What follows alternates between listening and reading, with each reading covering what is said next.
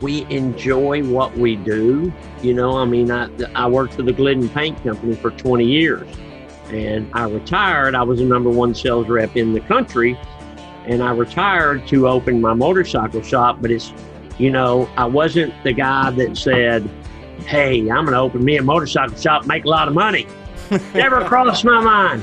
Never crossed my mind. My mind was, can I make enough money to feed my wife and kids, and everything else is fine. Anything over that's good. So that was 25 years ago.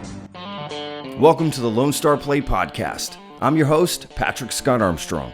Join me and a famous guest every Monday, Wednesday, and Friday. We discuss their career, life, food, Texas, and everything in between. Let's get started.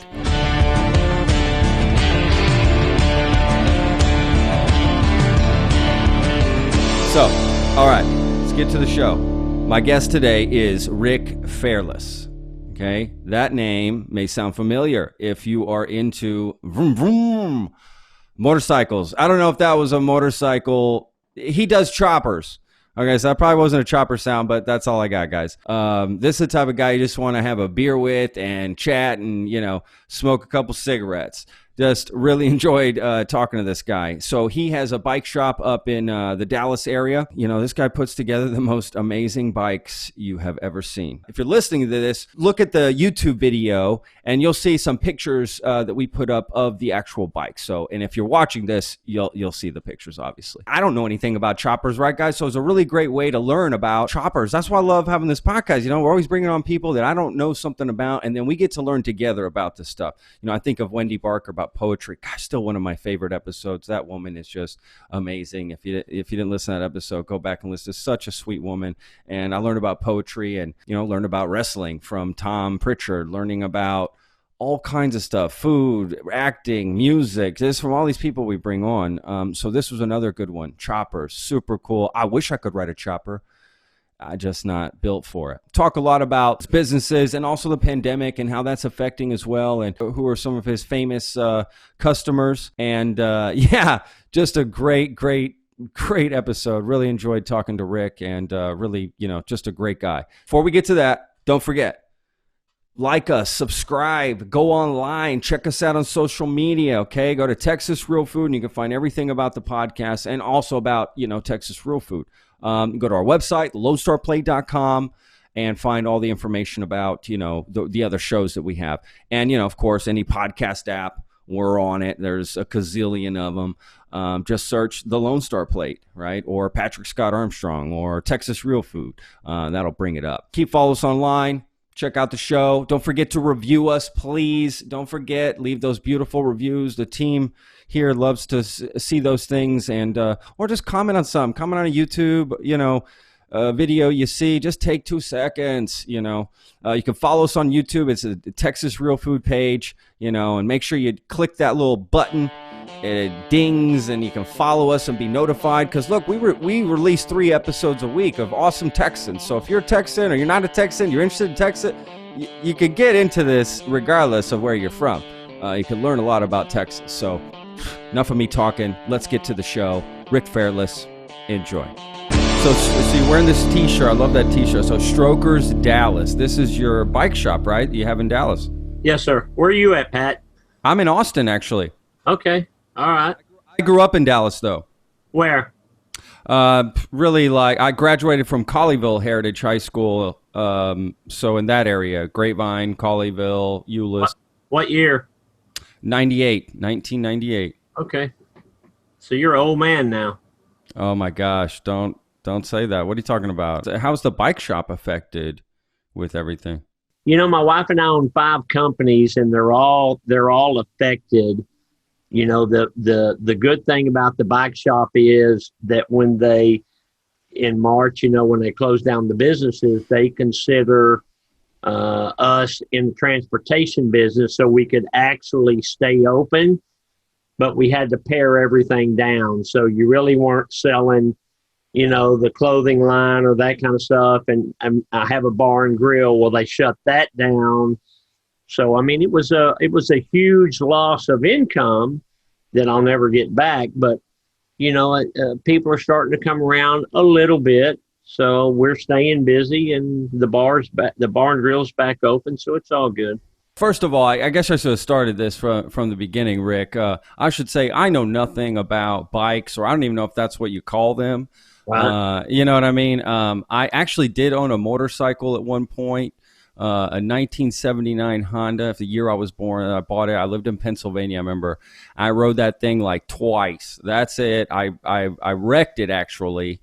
I fell over riding through my neighborhood in Pennsylvania. Turning a corner, I was wearing flip-flops, shorts. I mean, it was ridiculous. After that, I just said, "Are you forget from this. Pennsylvania, or you're born? No, where were you born?" I'm from Texas. I was actually born in Omaha. My dad was in the Air Force. He was stationed there. So I was born in Omaha, but we lived there 6 months. He got out of the Air Force right after I was born, and we moved to Texas. And I lived there. I grew up in Texas my whole life till I graduated high school. Oh, good. And then what brought you to Pennsylvania? I went up to Pennsylvania to work. I had some family up there. I was trying to be an actor, just trying different things, wanted to live somewhere else. That's really all it was. Go to New York, hang out, and, that sort of thing. I lived just outside of Philly in Lancaster in Amish country. So I went to Lancaster, and let's see, we went on, Kyle Petty does a big charity ride every year. So Herschel Walker is one of my good buddies, and so he goes, and so we go with Herschel. And 2 years ago, we went all the way down the East Coast, and so we stopped, and we had a free day in Lancaster. And so we went riding around in the Amish country, and we went to a place called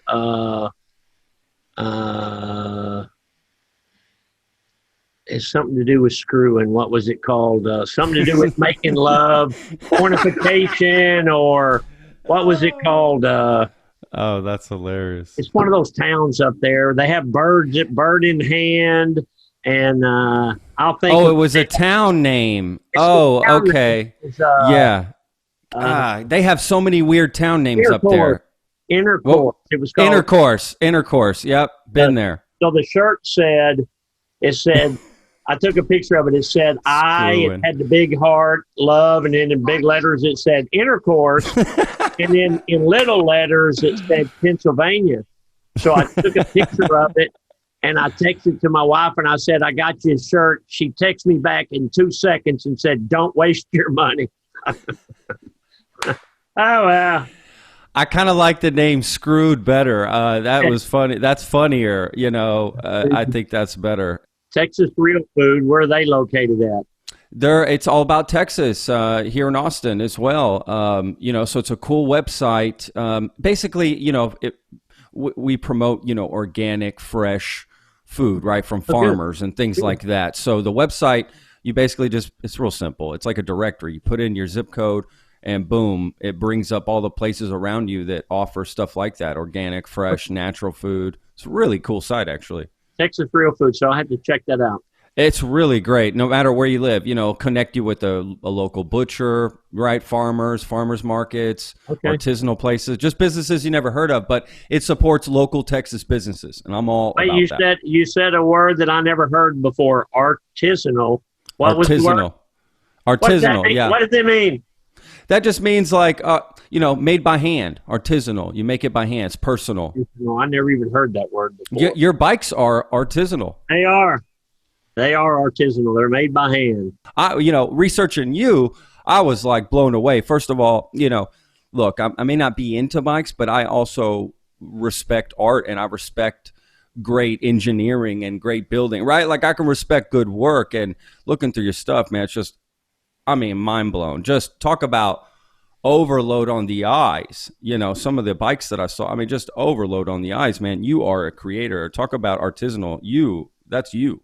Well, the cool part is that it is my art, but it's functional art in that you can take it out and ride it across country or ride it around town, or and that's the cool thing. And so most of the bikes that we build like that, let me hit do not disturb on here.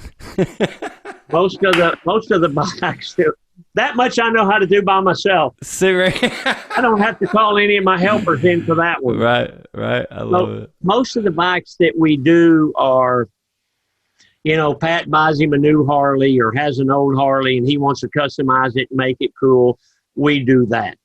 But if a guy wants a Rick Fairless original, an artisan or whatever you want to call it, and they want to spend $100,000 or whatever, then we do that too, so either way you go, we enjoy what we do. I worked for the Glidden Paint Company for 20 years and I retired. I was the number one sales rep in the country. And I retired to open my motorcycle shop, but it's, I wasn't the guy that said, hey, I'm going to open me a motorcycle shop, make a lot of money. Never crossed my mind. Never crossed my mind. My mind was, can I make enough money to feed my wife and kids and everything else is fine. Anything over that's good. So that was 25 years ago. That's very humble of you to look at it that way, which is probably what has made you so successful. I'm a chef and I've been in the industry for a long time and seeing people, own their own businesses, right? And chefs who move forward, having chefs who have that attitude, honestly, seem to do the best. Do you feel like same for you? I'm sure other builders, right? Do you feel that they're kind of the same way? The ones that have been successful. Right, because if you're looking at it from the wrong angle, if you're coming at it from the wrong angle, it can backfire on you. Yeah, no, absolutely. The guys that got into it, in the 1990s and the early 2000s, that got into it as because the industry was booming, those guys are all gone. They're all gone, and the guys that are still there are the guys that did it for passion. There was a guy that wanted me to open I get asked all the time to open a franchise. And I say, well, I don't really want to do that. Well, why don't you have other locations? Well, how can I have other locations when I'm only in Dallas? How can the guy wanted me to do one in Austin. I said, how can I do one in Austin if I'm in Dallas? Well, you can get it set up and Rick, you can make a lot of money and all this. And without even thinking, I said, I didn't get into this business to make money. That wasn't my goal. My goal is, hey, I think I can build some cool motorcycles. Hey, I think I have something to offer that people want. Hey, wait, I can do motorcycles all day long for a living. Okay, I'm in. That was my thought. Was if I could make a living doing something that I love, like what you're doing now.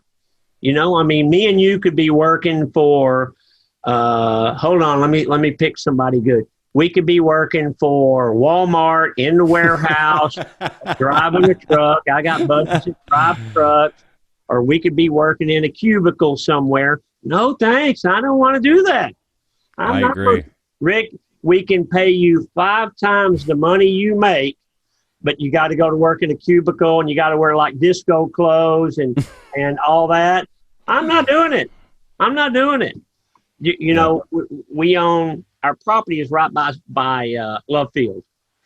So we are right by Southwest Airlines, which Southwest is some of my biggest customers.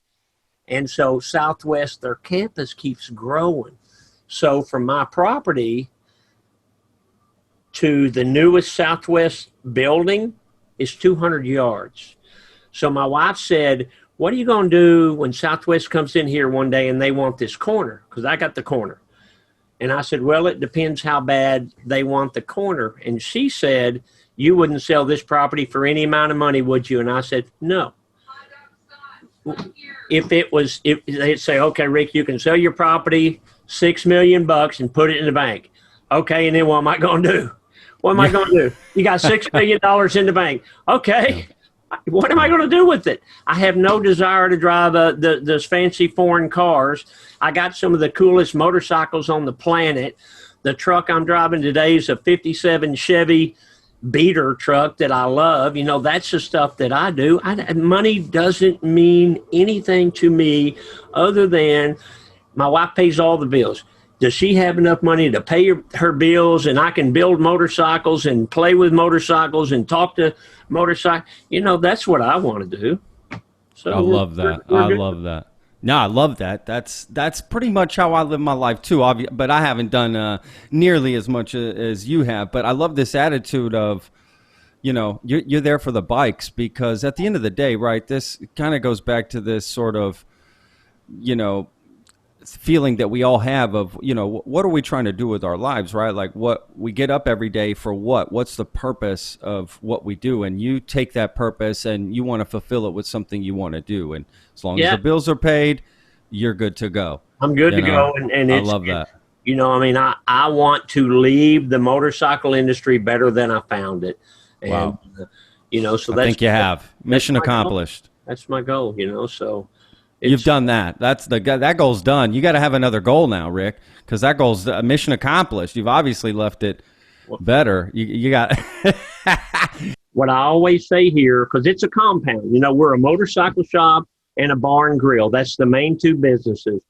So when you pull into my parking lot, here's the motorcycle shop, which is L-shaped, and then here's the bar and grill. So you pull in between the two buildings, which is motorcycles only. You pull in between, and then it's a whole nother world opens up. So I have beer tubs back there for bikini girls. I have a couple of buses back there. I have a Grateful Dead tour bus that they had for years. I've got a band stage back there. And so bikes pull back there, and it's like, it's like a mini rally all the time. And so hanging out with those guys, that's the cool thing. I love it. It's like you're in this rock band, sort of. That's what's going on here, Rick. I'm curious. So you got a bike shop and a bar and grill together. So basically, you could get drunk and go buy a motorcycle. Has that ever happened? Thousands of times. But what you have to be careful of, though, Pat, I promise you, alcohol is a good relaxer. It's a good persuader. Alcohol is a good persuader. You're a genius, Rick. You're a genius. This is genius. It works really good. Where you have to be careful is you don't want somebody to drink and ride a bike. You don't want of course. Drink and ride. So we monitor all of that. But of course, if somebody's looking at a bike and, they're kind of on the fence, you buy them a beer or two, you buy them a hamburger, and you bring them back over. A lot of times that's all you need. Oh my God. I mean, it's absolutely, that's some bullshit when you go to a car dealership and they try to hand you some like apple juice or some shit, You're like, what the fuck? Or a donut. Or a donut. This isn't going to put me over the edge here. You know what I mean? Like, I love it. You got the bar and grill there, get some drinks, absolutely. God, that is great. I was wondering if it had happened at all, and you're like, thousands of times. This is genius. This is totally genius. I love this. I absolutely love this. I was curious about the names of bikes, right? Like nicknames and stuff. So your bikes are called choppers, right? Is that the technical term? I kind of want to get into the origin of the word and where that comes from and that sort of thing. The name chopper actually comes from when the boys would come back from World War II. They would take the big old bulky Harleys and they would chop them. They would take the front fender and they would either chop it off or make it shorter, or they would take it off. The rear fender was really long, so they would chop that stuff off. So it was kind of, they were taking, a full dresser, what we used to call them, and taking off all the BS that they don't need to make them cooler and neater. And then it evolved from there into taking the frame and chopping the frame to make the front end longer, so in today's world, a chopper means the long front end, a bike that's really raked and it's really sticks out there versus a shorter bike. But those bikes all have names too. Got it. Okay. So, I came across this term called the forks. It was like saying like the bike has two forks. I was like, what does that mean? Right. What does that mean? Okay. So see that microphone thing in front of you? Yeah. Okay. So say this end here where it comes together. So say so say that's where the handlebars are and all that. Okay. And back here to your left is where the motor and all that is. Your other left, that left. Got And it. then Yeah, my other left. this would be the forks. So the forks stick out, and you have a fork on each side of the wheel. So the forks come out with the wheel, an axle and the wheel connecting them. If they'll Google my name, Rick Fairless, and then hit images, they'll see thousands of pictures of some of the cool, crazy bikes we've done. And like I said, normally 99 days out of 100, I'm wearing a tie-dye shirt. But today I was working out in the warehouse doing some stuff, so I'm not. I like it. I like it. We get this new Rick, this 1 out of 100 Rick. That's what we're getting today. The 1 out of 100. That's what you got, the Rick working in the warehouse today.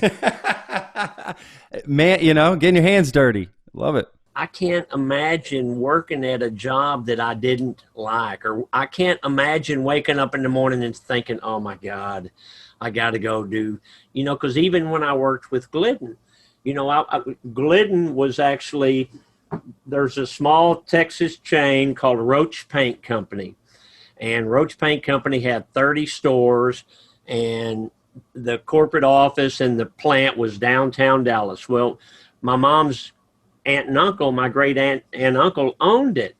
So when I was 19, when I used to spend a lot of time with them, they're like grandparents to us. And when I was 19, I got a DUI and I wrecked my truck. And so my great uncle said, why don't you come to work for me at the warehouse downtown Dallas? So I did, and I worked for him for years. And then I went out and I ran one of his stores in Irving, and then Glidden, he retired and sold out to Glidden.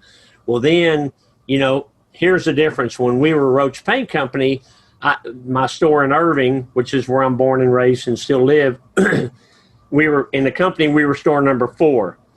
When Glidden bought us out, I was store number 836. So that was the difference. So you go from, 30 stores to a couple of thousand stores around the country. But when I retired, I had worked my way up to the number 1 sales rep, so that was the scary part is, okay, you're making good money and you got a wife and 3 young kids. Do you want to risk all that to go do something that you're passionate about? When did you know, okay, I made the right decision? How long into it do you think? A day. Really? In a day, I knew that it was the right decision. Wow. If I could financially pull it off. And that was the hard part. But how long did that take? Feeling financially, a year. Safe. About a year. Okay. Yeah, that's but not bad. Is the motorcycle business was booming for American motorcycles and Harleys through about 2008. Yeah. 2007. Yeah. And then, when the recession or depression or whatever you want to call it hit, well, we sell toys. And that's the thing is, we sell toys. We're not selling, my dad said, you're not selling anything that people have to have. People have to have their truck. Pat, you got to have that truck because you're driving it to work every day. Say you have a motorcycle too. Well, guess what? The motorcycle is going to set because it's your toy. Or maybe you sell that motorcycle because you're not riding it, but you're not gonna sell your truck. That's your transportation. Motorcycles are toys for most people. What we sell. So it got pretty scary, and that's where a lot of the guys that jumped in on the bandwagon, that's where all them guys got weeded out. So, okay, so that sort of helped you in the end. You think? I mean, once you came out of that time period, right, of probably 2010, 2011. Yeah, Pat, we're not out of it yet. We're not out of it yet. But we are so diversified at what we do, and we're running a smaller, leaner crew. But before COVID, in March, we employed like 60 people. And so now during the COVID, we probably employ 40 people. Wow. Okay. So that's a third. Yeah. So third drop. And some of the people that I have called back to come back to work decline. They say, oh, boss, I'm they don't say they're not coming back because they're collecting the government money. They say, oh, I'm scared to death. Well, these are big, tough biker guys that ain't afraid of nothing. they're not afraid. So they declined to come back. And one of them said, he'd been with me for years. And he said, I'll call you when this thing plays out. And I said, don't call me. Don't call me. I can't wait on you. I can't shut my company down. I'm calling you back to work. You don't want to come back to work. I'm gone. I'm done. Yeah, You're done. Gotta move on. I moved on. And I moved on. Moved on. And you know what? Good for him and good for me. And, sure. I'm from that generation of peace and love and, don't rag on the other guy. Do your thing and let them do their thing. And, everybody just get along kind of a deal. So, yeah, absolutely. Look, everybody's life is different, right? And depending on your perspective, it's just how it is. So, yeah, I think that's the best decision. It's a business decision. You're in charge. This is the tough moves. I've owned a couple businesses. That's what you got to do. You got to make the tough decisions. And it sounds like it was the best move. This is not an easy time for anybody. You live in Dallas, or you live in Austin, or you live in Seattle or Shanghai, or you have a hut along the Nile River. You're affected by this virus. It's affecting everybody in the world.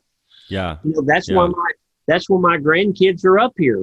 My daughter's having to homeschool them, or on the video thing. So she works every day.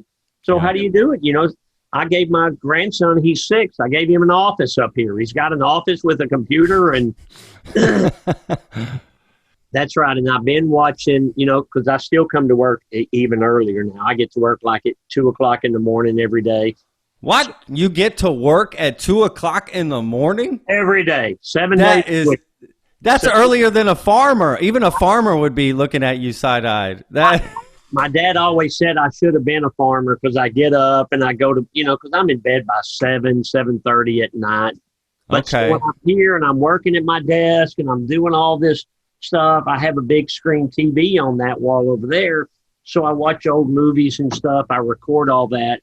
So I was watching, there's a new series on Reels or something called, I think, Breaking the Band, so it shows the breakup of Van Halen and the breakup of, all these different. Oh, got it. Okay. Cool to listen to what Van Halen, they got pissed and one guy left and they brought in Sammy Hagar or somebody and they did all Van Hagar. Yeah, absolutely. So so you have the behind the scenes stories, but that's what it is. You're doing something that you love and you're making ungodly money, but you have other people with you, like in the band.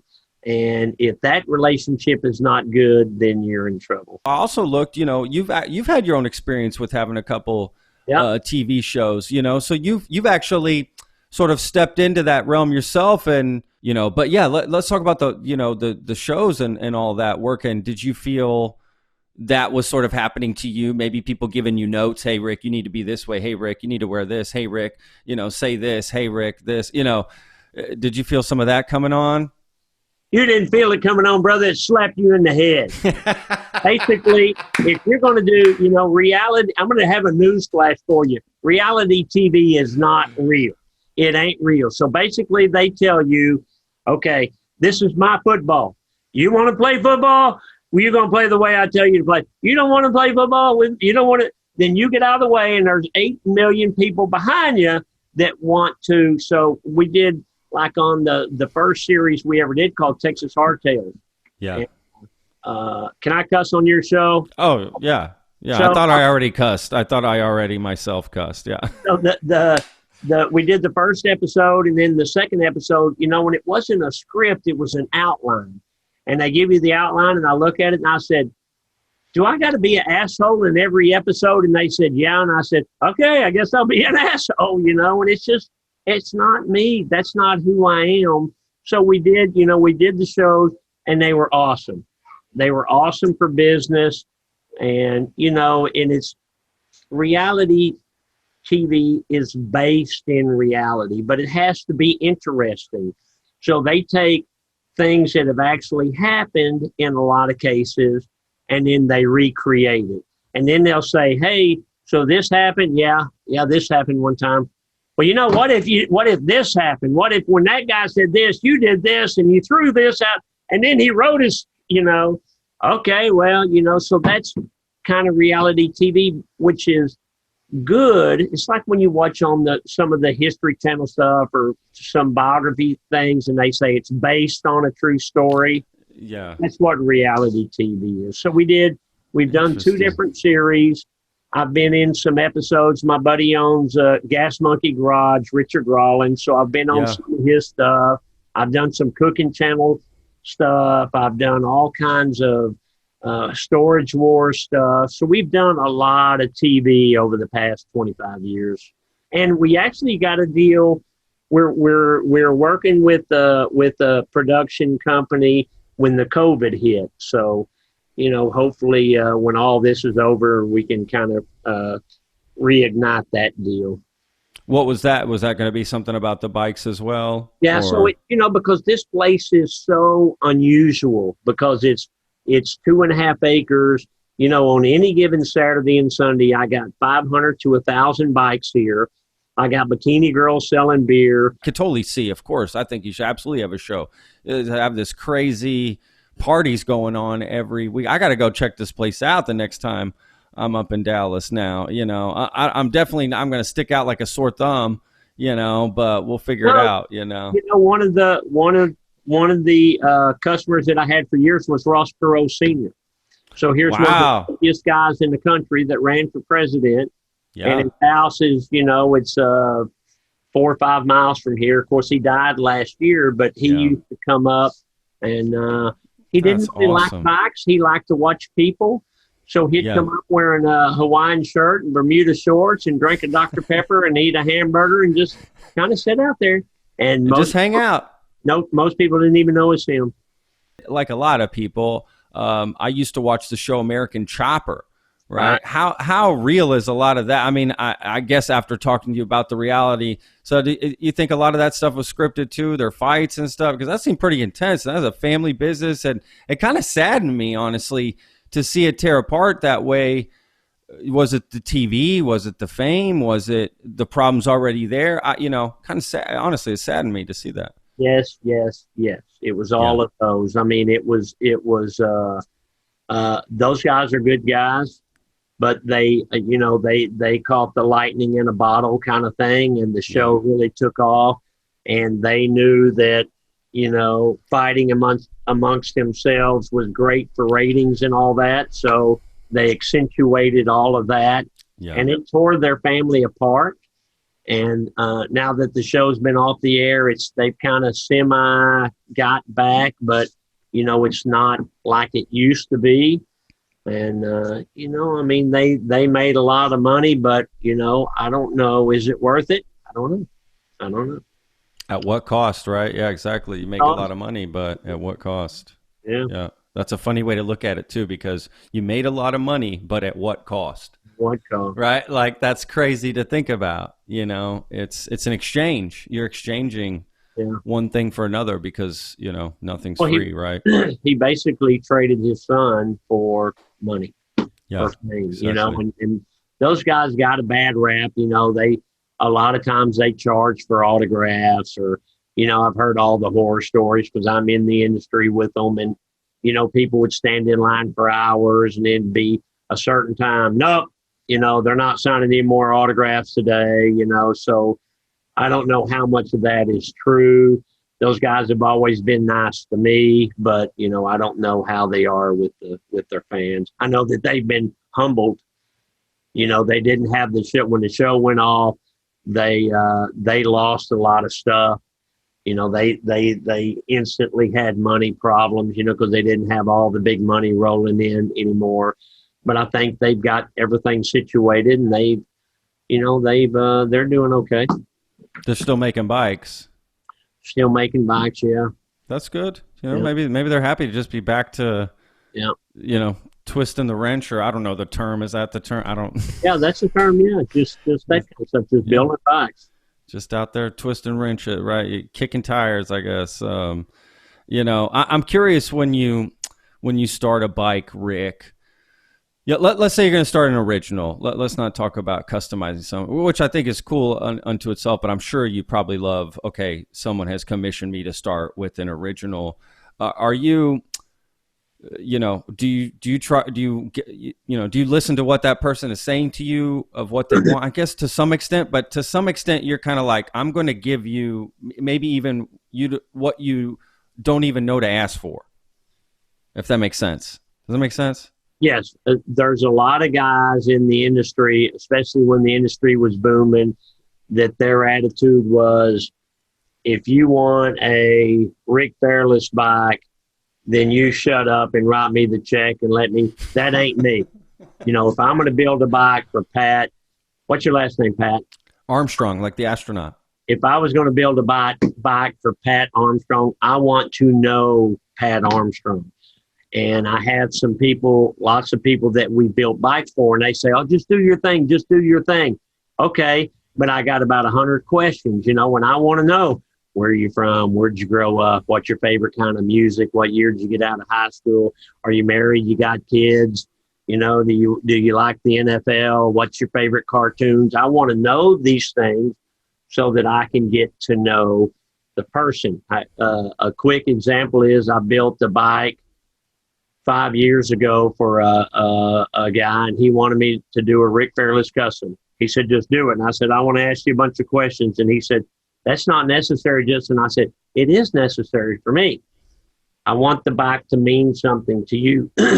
So I asked him all these questions, and I'm writing all these notes, and we exchanged a bunch of emails. And kind of at the end of the deal, I'm kind of putting together kind of a plan at the end of the deal. And he's a musician. He was in the insurance business, but his passion in life was playing music. So he's my age, but he plays in a band, and he can't wait for the weekends to just to do that.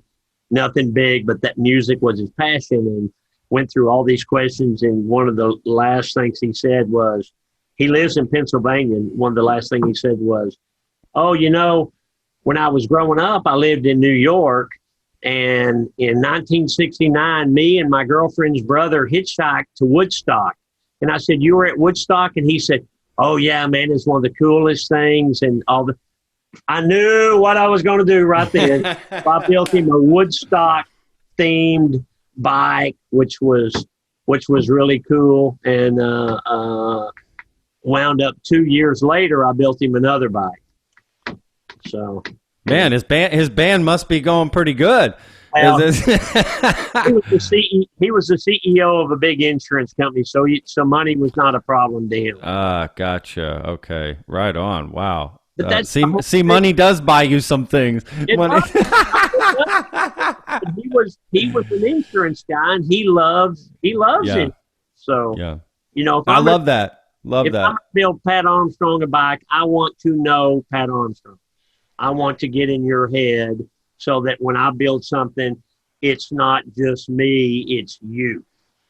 And one last thing, Rick, before we go. First of all, I've had just two things. I've had the most amazing time talking to you today. I gotta say, just everything I've learned, and you're just such a honest, humble, down to earth, just great guy, man. And I honestly cannot wait to come up and visit the shop and just see what you got there. To be frank, and the last thing I was going to say is I have an idea for a bike shop name. Okay, it came to me. Or why isn't a bike shop named this? Okay, so you've seen the movie Predator. You know who Arnold Schwarzenegger is, right? And there's a famous line where he's like, "Get to the chopper." Why is there no bike shop called Get to the Chopper? There's bike shops with all kinds of funny names. I also own a hot rod shop here. Really? What? And it's called Punchwally Garage. Oh, I did see that. Okay, I did see that. That's right. Okay, I didn't know it was different bikes. I have no idea. We're on the social media through Facebook, just rickfairless.com or Rick Fairless. I have a fan page. So Facebook is Rick Fairless fan page. We have a Strokers Dallas account. We have Rick Fairless and the Strokers on Instagram. We have a YouTube channel. So we've got all that covered out there pretty good. And I think, my social media following is like 500,000. So it's pretty good. It's pretty good sized deal. You're crushing it, man. You're crushing. I mean, I'm mine is zero compared to that, right? Mine is zero literally compared to that. But look, we just got started. I'd like to say you've done a great job on the interview. You're easy to talk to, and you make it easy for me to open up, and I appreciate that. Well, that's awesome, Rick. I really appreciate that, man. Again, I just enjoy these conversations. You know, I'm into it, right? Like I love these things. I've been on interviews before where it's just like, oh my God, come on. And you make it easy, brother. That's awesome, man. Yeah, I'm really glad that wasn't the case. I hope somebody would tell me, hey, this isn't going well. Well, I appreciate you having me on. And like I say, if people can, if they just Google my name on Facebook or wherever, you'll see what we do for a living, and you can hopefully see how I get so passionate about what I do. Absolutely. And if you're in Dallas, go check out this bikini, bar / bike shop / grill / bar / everything / it's awesome / this is awesome. That's what it is. I appreciate it. And gosh, Rick. Thank you for having me on your show. All right, brother. Well, look, I'm going to let you get back to your family. My best to you and your family during all this. And enjoy the rest of your day, brother. And we'll talk soon. Okay. Thanks, Pat. The Lone Star Plate podcast is produced by Texas Real Food. Go to texasrealfood.com and you can search your city for stores, butchers, restaurants, farmers markets, and more who are using fresh, artisanal, organic sources. It's a fun site that brings all natural options all together. I hope you enjoyed this episode. For more information, go to thelonestarplate.com. I'm your host, Patrick Scott Armstrong. Until next time.